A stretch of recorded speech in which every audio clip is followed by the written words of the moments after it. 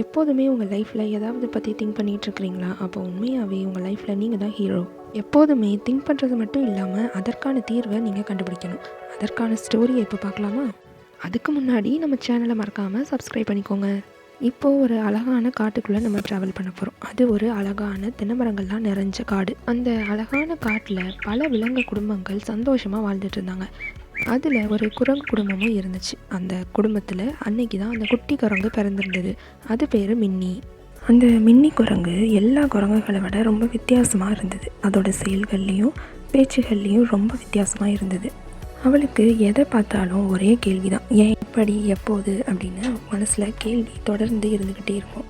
அவள் பிறந்து முதல்ல மழையை பார்க்கும்போது கேட்குறா, வானத்துலேருந்து எப்படி இப்படி மழை பெய்யுது, எங்கேருந்து தண்ணி வருதுன்னு கேட்டாள். மரங்கள்லேருந்து இலைகள்லாம் உதிரும் போது மரங்கள் ஏன் அழுது அப்படின்னு கேட்டாள். மின்னி குரங்கோட அம்மாவும் சிரிச்சுக்கிட்டே அதுக்கு சில பதில்கள் சொல்லி சமாளிச்சிருவாங்க. பசங்க குரங்கு எல்லாம் அவளை கேள்வி குரங்குன்னு கிண்டல் பண்ணுவாங்க. ஒரு நாள் காட்டில் ஒரு புதுசாக பறவை வந்தது. அந்த பறவையை மற்ற விலங்குகள் எல்லாம் சுற்றி நின்று வேடிக்கை பார்த்தாங்க. ஆனால் மின்னி மட்டும் தைரியமாக போய், நீ என்ன பறவை, ஒரு ரெக்கைகள்லாம் புதுசாக இருக்கேன்னு கேட்டுக்கிட்டு இருந்தா. நீ எங்கேருந்து வந்தேன்னு சொல்லு அப்படின்லாம் கேட்டா. இதை பார்த்து அந்த பறவைக்கு மின்னியை ரொம்ப பிடிச்சிருந்தது. 2 பேரும் நட்பாகி நிறைய கதைகள் பேச ஆரம்பித்தாங்க. அந்த பறவையும் தான் பறந்து வந்த சில கதைகள் பற்றிலாம் சொல்லிச்சு. மறுநாள் மின்னி ஒரு மனுஷனை பார்க்குறா. அவன் ஒரு பெரிய கருவி எடுத்துகிட்டு மரத்து மேலே ஏறி மரத்தை வெட்டுறான். இந்த கருவி எதற்கு, மனுஷன் ஏன் இந்த மரத்தை வெட்டுறான் அப்படிங்கிற கேள்விகள் அவன் மனசுக்குள்ளே ஓடிக்கிட்டே இருந்தது.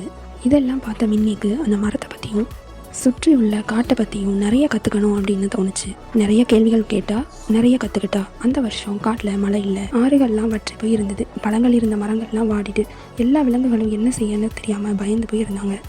உணவு இல்லை, தண்ணீர் இல்லை, பயந்து போயிருந்தாங்க. ஆனால் மின்னி மட்டும் அமைதியாக யோசிச்சா. எல்லா நிகழ்வுகளையும் யோசித்து ஒரு திட்டத்தை உருவாக்கினா. அவள் யோசித்தது எதெல்லாம்னா, அந்த மனுஷன் கொண்டு வந்த கருவி, இந்த புதிய பறவை, வானத்தோட நிலை எல்லாத்தையும் யோசிச்சு பழைய ஒரு குளம் இருக்கிறத கண்டுபிடிச்சா.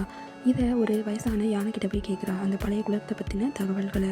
யானையும் அசந்து போய், எங்களுக்கெல்லாம் இது ஞாபகம் இல்லை, உனக்கு மட்டும் எப்படி ஞாபகம் இருந்ததுன்னு சொல்லி கேட்டுச்சு. யானை மின்னிக்கிட்ட வழியை மட்டும் சொல்லி அனுப்பிவிட்டது. இந்த மின்னி குரங்கு நம்பி தான் எல்லா விலங்குகளும் காட்டுக்குள்ளே வராங்க. மின்னியும் அந்த வயசான யானை சொல்லிவிட்ட அந்த அடையாளங்கள், காற்று வீசுறது, திசை, அப்புறம் மரங்கள் எல்லாத்தையும் வச்சு அந்த குளத்தை கடைசியாக கண்டுபிடிச்சிட்றா. ஆனால் அவங்க கடந்து வந்த பாதை ரொம்ப ஒன்றும் சுலபம் இல்லை. எல்லா தடைகளையும் தாண்டி தான் வரணும். எல்லா விலங்குகளுக்கும் இப்போ ஒரு மகிழ்ச்சியாக இருந்தது. என்னென்னா, குளமும் இருந்தது, அங்கே சுற்றி நிறைய பழங்கள் உள்ள மரங்களும் இருந்தது. இந்த நிகழ்வுக்கு அப்புறம் மின்னி காட்டிலேயே ஒரு பிரபலமான குரங்காக மாறினா. எல்லாரும் அவளை புனிதமான குரங்குன்னு கூப்பிட ஆரம்பித்தாங்க. அவள் கேலி கிண்டல் எல்லாம் செஞ்சாலும் யோசிச்சுக்கிட்டே இருப்பாள். இப்போது மற்ற விலங்குகளும் மற்ற குரங்குகளும் மின்னி மாதிரியே ஏன், எதற்குங்கிற கேள்வி கேட்க ஆரம்பித்தாங்க. நம்ம அந்த கேள்விகள் கேட்கும் போது தான் நமக்குள்ளேயே சில அறிவுகள் தோண ஆரம்பிக்கும். கேள்வி கேட்குறது மூடத்தனமான செயல்னு நம்ம யோசிக்கக்கூடாது. அதுதான் அறிவை திறக்கும் வாசல். ஆர்வமும் நம்பிக்கையும் கொண்ட சிறு குரங்காளியை ஒரு அறிவுள்ள காடாக மாற்ற முடிஞ்சுது. இதே மாதிரி நம்ம லைஃப்லையும் நம்ம எல்லா விஷயங்களுக்கும் கேள்வி கேட்டு பழகணும். அப்போ தான் அது நம்ம அறிவை வளர்க்கும்.